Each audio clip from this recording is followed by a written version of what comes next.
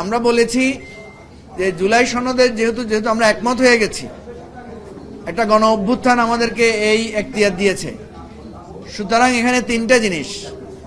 একটা, দলের পক্ষ থেকে বলা হয়েছে যে এটা কনস্টিটিউশন অর্ডার আমরা দিতে পারে, আমাদের প্রধান উপদেষ্টা রাষ্ট্রপতির মাধ্যমে একটা সংবিধান আদেশ দিতে পারেন, কারণ অভ্যুত্থানের মধ্য দিয়ে আমরা দুইটা ক্ষমতা পেয়েছি, একটা হচ্ছে সংশোধনের ক্ষমতা আর একটা হচ্ছে রাষ্ট্র শাসনের ক্ষমতা।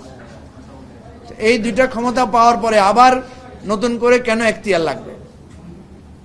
আমরা এই এখতিয়ারের ভিত্তিতেই কিন্তু আজকে এই ঐকমত্য কমিশনে এত আলোচনাগুলো করছি। আমাদের এখতিয়ার কি, সংবিধান নিয়ে কেন আমরা আলোচনা করছি, জুলাই সনদ আমরা কেন তৈরি করছি, এই ক্ষমতা আমাদেরকে কে দিল? এই ক্ষমতাটা দিয়েছে গণ অভ্যুত্থান।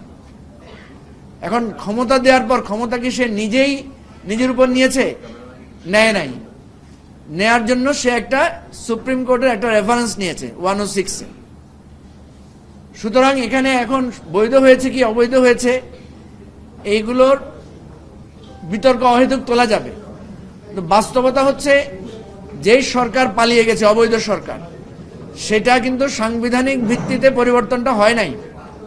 আমাদের ব্যারিস্টার সানি স্পষ্ট করে বলেছেন যে গণ অভ্যুত্থান ইটসেলফ এটা কনস্টিটিউশনাল ফ্রেমওয়ার্কে ব্রেক করে জনগণের ইচ্ছাকে আমরা এখানে প্রতিষ্ঠিত করেছি।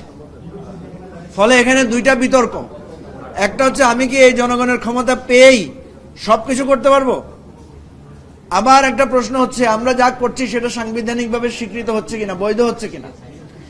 এই জন্য আমরা এবি পার্টির পক্ষ থেকে একটা সমঝোতা প্রস্তাব দিয়েছি যে যেহেতু আমরা বলছি যে আমরা একটা কনস্টিটিউয়েন্ট পাওয়ার অ্যান্ড অ্যামেন্ড পাওয়ার পেয়েছি, সেই ভিত্তিতে প্রধান উপদেষ্টা আমাদের এই জুলাই সনদটাকে উনি একটা আদেশ আকারে, অর্ডার আকারে এটা জারি করতে পারেন।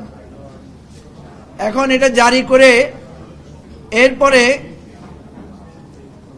আপনার এটা বাস্তবায়নের জন্য সকলের একটা মতামত নেওয়ার জন্য একটা গণভোট নিতে পারেন, এবং গণভোট আমাদের নির্বাচন কমিশন গণভোট করার এখতিয়ার নাই। কিন্তু ওনারা যেই জুলাই সনদের বাস্তবায়নের প্রক্রিয়াটা নেবেন, এটার জন্য ওনারা সুপ্রিম কোর্টের অ্যাপিলেট ডিভিশনের 106-এর মধ্যে দিয়ে একটা মতামত নিতে পারেন। এই তিনটা নিলে সবকিছু এসে যাবে। একটা হচ্ছে যে আমরা সংবিধান পরিবর্তন করতে পারি কিনা, এই প্রশ্নটা যেটা এসেছে, আমরা বলছি যে সংবিধান পরিবর্তন করতে পারি আমরা, কিন্তু এটা আমরা বলছি ফাইনালি জনগণ যদি একমত থাকে। সুতরাং ওই জনগণ একমত আছে কিনা সেটার জন্য আমরা গণভোটের মাধ্যমে মতামত নিব, আর আইনি বৈধতার ব্যাপারটা আমরা সুপ্রিম কোর্ট থেকে রেফারেন্স নিব।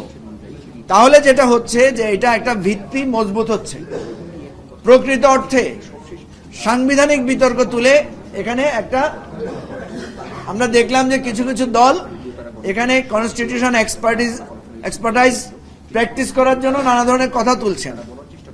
আলটিমেটলি সংকটটা কিন্তু সাংবিধানিক না, কারণ শেখ হাসিনা একটা রাজনৈতিক সংকট তৈরি করেছিল, সেটা আমরা সাংবিধানিকভাবে নির্বাচনের মধ্যে দিয়ে সমাধান করার বহুবার প্রস্তাব দিয়েছিলাম, চেষ্টা করেছিলাম, হয় নাই।